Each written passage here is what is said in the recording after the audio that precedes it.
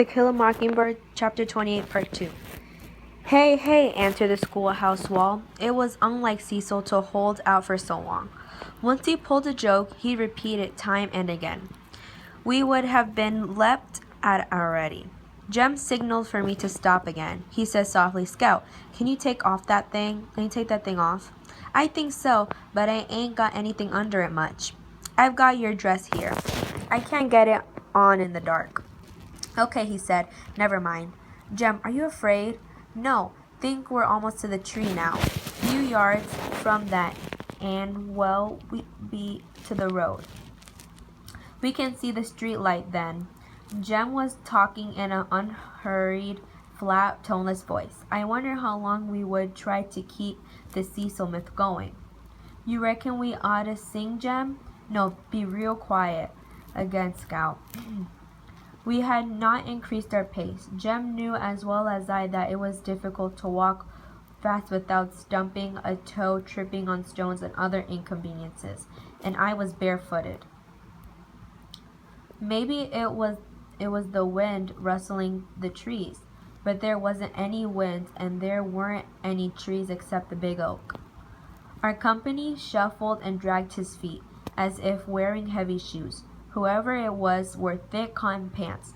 What I thought were trees rustling was the soft swish of cotton on cotton, weak with every step. I felt the sand go cold under my feet, and I knew we were near the big oak. Jem pressed my head. We stopped and listened. Shufflefoot had not stopped with us this time. His trousers swished softly and steadily. Then they stopped. It was running toward us with no child's steps. "Run, Scout, run, run," Jem screamed. I took one giant step and found myself reeling, my arms useless in the dark. I could not keep my balance. "Jem, help me, Jem." Something crushed the chicken wire around me. Metal ripped on metal, and I fell to the ground and rolled as far as I could. I floundering to escape my wire prison. From somewhere nearby came scuffling, kicking sounds of shoes and flesh scraping dirt and roots. Someone rolled against me, and I felt Jem. He was up like lightning and pulled me up with him. But though my head and shoulders were free, I was so entangled we didn't get very far. We were nearly to the road when I felt Jem's hand leave me, felt him jerk backwards to the ground. More scuffling, and there came a dull crunching sound, and Jem screamed. I ran in the direction of Jem's scream and sank into a flabby male's stomach. Its owner said "ugh" and tried to catch my arms, but they were tightly pinned. His stomach was soft, but his arms were like steel. He slowly squeezed the breath out of me. I could not move. Suddenly, he was jerked backwards and flung on the ground, almost carrying me with him. I thought, Jem's up. One's mind works very slowly at times. Stunned, I stood there dumb. The scuffling noises were dying. Someone wheezed, and the night was still again. Still, but for a man breathing heavily and staggering. I thought he went to the tree and leaned against it.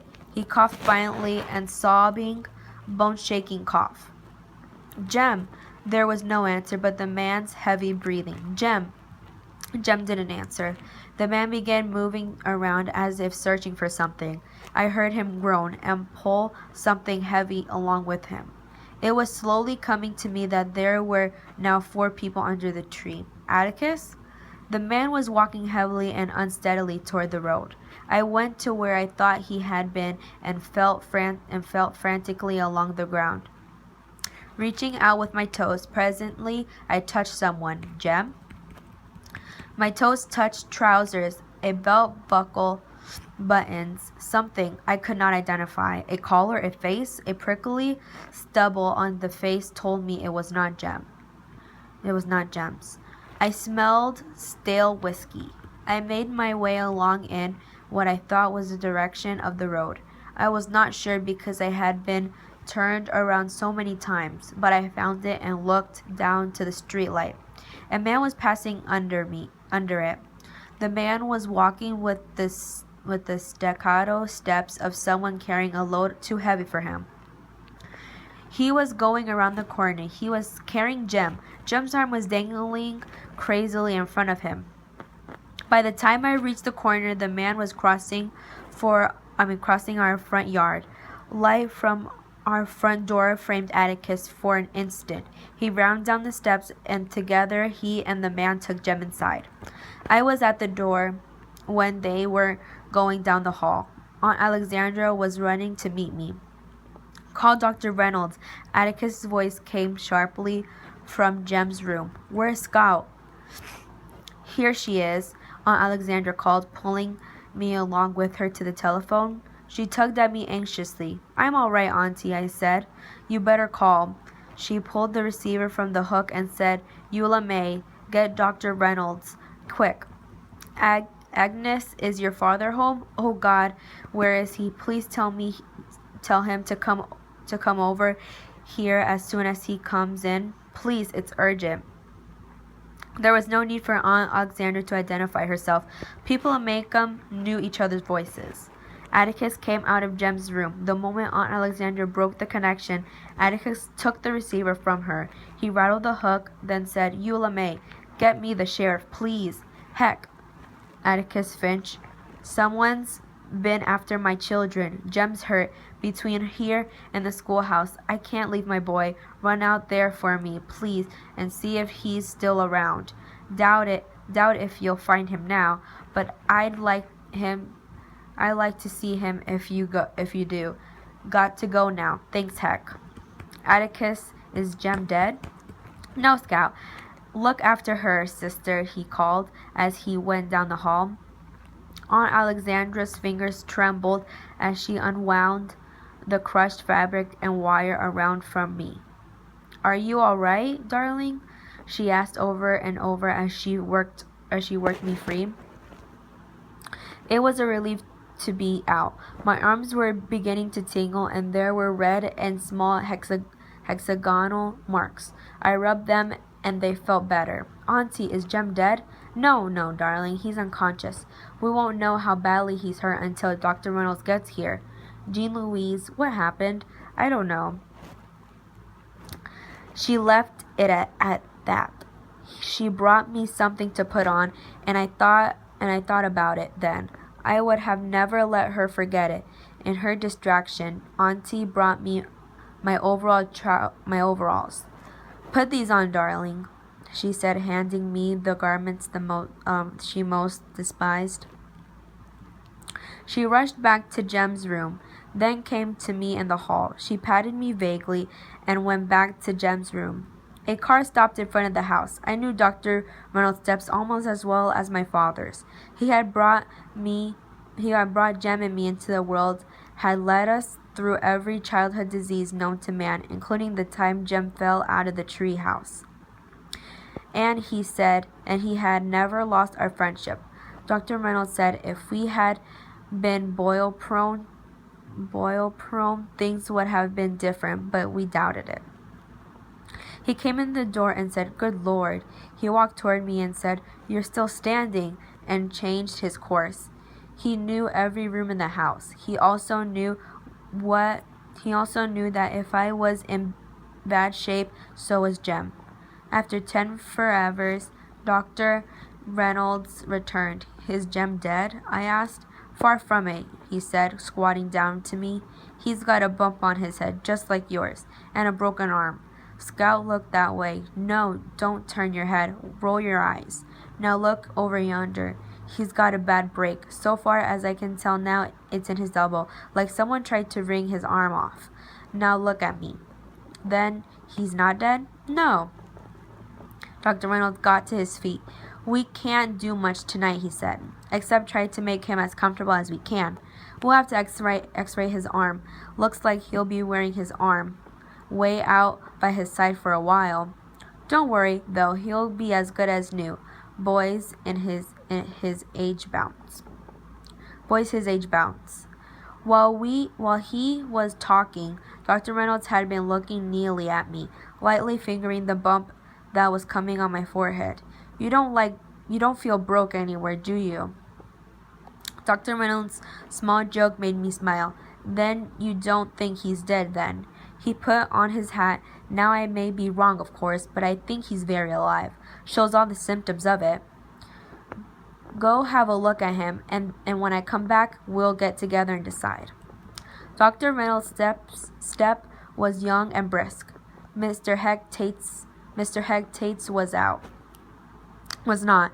His heavy boots punched the porch, and he opened the door awkwardly, but he said the same thing. Dr. Reynolds said when he came in, "You all right, Scout?" he added. "Yes, sir. I'm going in to see Jem. Atticus and them's in there. I'll go with you," said Mr. Tate. Aunt Alexandra had shaded Jem's reading light with a towel, and his room was dim. Jem was lying on his bed. There was an ugly mark along one side of his face. His left arm was lay out from his body. His elbow was bent slightly, but in the wrong direction. Jem was frowning. "Jem?" Atticus spoke. "He can't hear you, Scout. He's out like a light." He was coming around, but Dr. Reynolds put him out again. "Yes, sir," I retreated. Jem's room was large and square. Aunt Alexandra was sitting in a rocking chair by the fireplace. The man who brought Jem in was standing in a corner, leaning against the wall. He was some countryman I did not know. He had probably been at the pageant and was in the vicinity when it happened. He must have heard our screams and come running.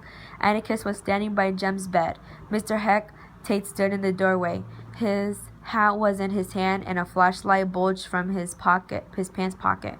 He was in his working clothes. "Come in, Heck," said Atticus. "Did you find anything?" "I can't conceive of anyone low down enough to do a thing like this, but I hope you found him." Mr. Tate sniffed. He glanced sharply at the man in the corner, nodded to him, then looked around the room, at Jem, at Aunt Alexandra, then at Atticus. "Sit down, Mr. French," he said pleasantly. Atticus said, "Let's all sit down. Have that chair, Heck. I'll get another one from the living room." Mr. Tate sat in Jem's desk chair. He waited until Atticus returned and settled himself. I wonder why Atticus had not brought a chair for the man in the corner, but Atticus knew the ways of country people far better than I. Some of his rural clients would park their long-eared steeds under the chinaberry trees in the backyard, and Atticus would often keep appointments on the back steps. This one was probably more comfortable where he was. Mr. Finch said, "Mr. Tate, tell you what I found. I found a little girl's dress. It's out there in my car. That's your dress, Scout." "Yes, sir, if it's a pink one with smocking," I said. Mr. Tate was behaving as if he were on the witness stand.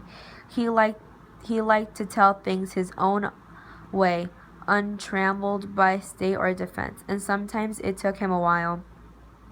"I found some funny-looking pieces of muddy-colored cloth. That's my costume, Mr. Tate." Mr. Tate ran his hands down his thighs. He rubbed his left arm and investigated Jem's mantelpiece.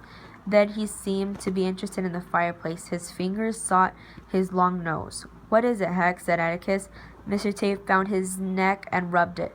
Bob Yule's lying on the ground under the tree down yonder with a kitchen knife stuck up under his ribs. He's dead, Mr. Finch."